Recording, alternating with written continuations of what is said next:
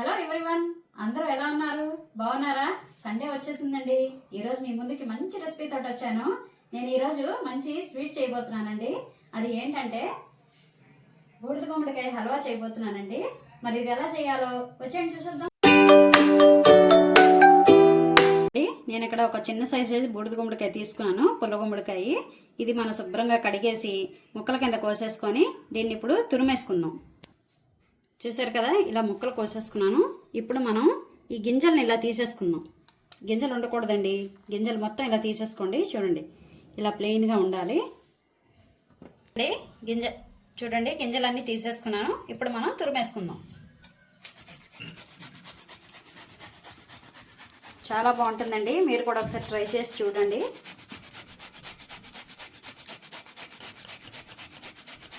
చూడండి, బూడిద గుమ్మడికాయ ముక్కలు కట్ చేసుకొని గింజలు తీసేసుకొని అలాగే గుమ్మడికాయ మీద తొక్క తీసేసుకొని ఇలా తురిమేసుకున్నాను. మొత్తం తురుమంతా అయిపోయింది. ఇప్పుడు మనం పొయ్యి మీద బాండీ పెట్టేసుకుందాం. పొయ్యి మీద బాండీ పెట్టేసుకొని స్టవ్ వెలిగించేసుకుందాం. ఇప్పుడు మనం 2 చెంచాల నెయ్యి వేసేసుకుందాం.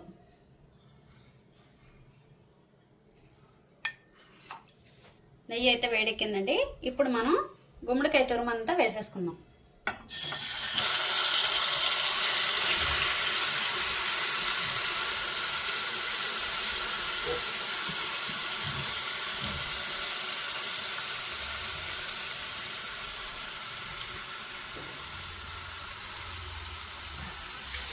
వేసేసుకున్నాం కదండి. ఇప్పుడు మనం శుభ్రంగా కలుపుకొని దీన్ని కొంచెం నేతిలోని వేగనిద్దాం.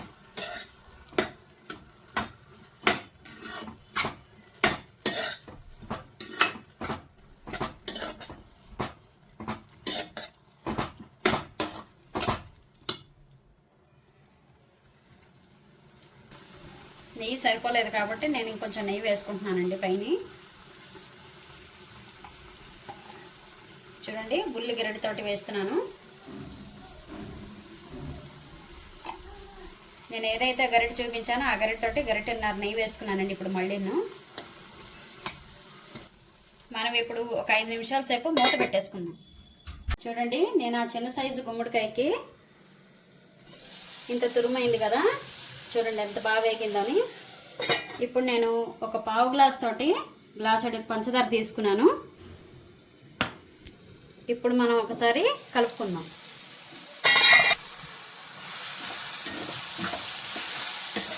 మాడకుండా జాగ్రత్తగా చూసుకోండి. చూసారు కదా, నేతిలోని బాగా వేగింది. ఇప్పుడు మనం చక్కెర వేసేసుకుందాం. పావు గ్లాస్ చక్కెర సరిపోతుందండి. ఒకవేళ సరిపోదు అనుకుంటే స్వీట్ చూసుకొని ఇంకొంచెం వేసుకోండి.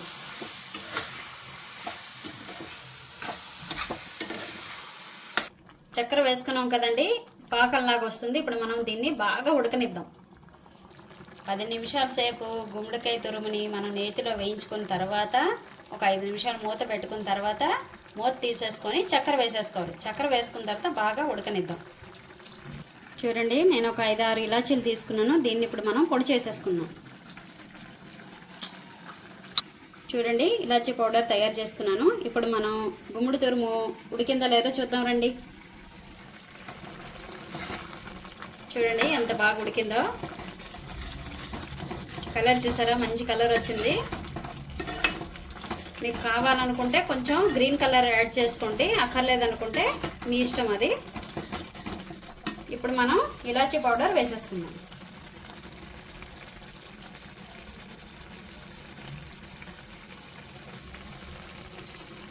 ఇలాచీ పౌడర్ వేసుకున్న తర్వాత కొంచెం కలుపుకోండి.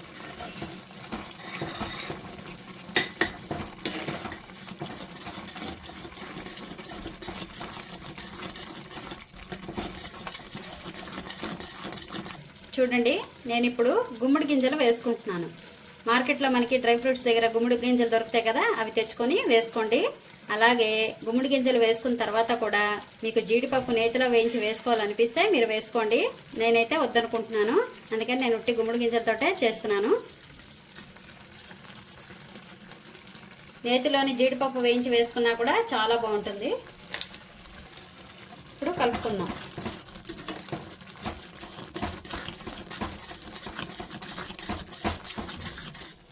చూడండి, గుమ్మడి గింజలు వేసిన తర్వాత ఒకసారి ఉడకనిచ్చాను, అయిపోయిందండి. ఇప్పుడు మనం స్టవ్ ఆఫ్ చేసేసుకుందాం. ఇప్పుడు ఒక బౌల్లోకి తీసేసుకోండి.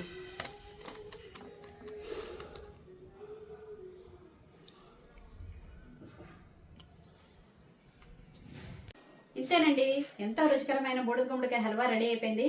మరి చూసారు కదా నేను ఎలా చేశానో, మీరు కూడా ఒకసారి ట్రై చేసి చూడండి.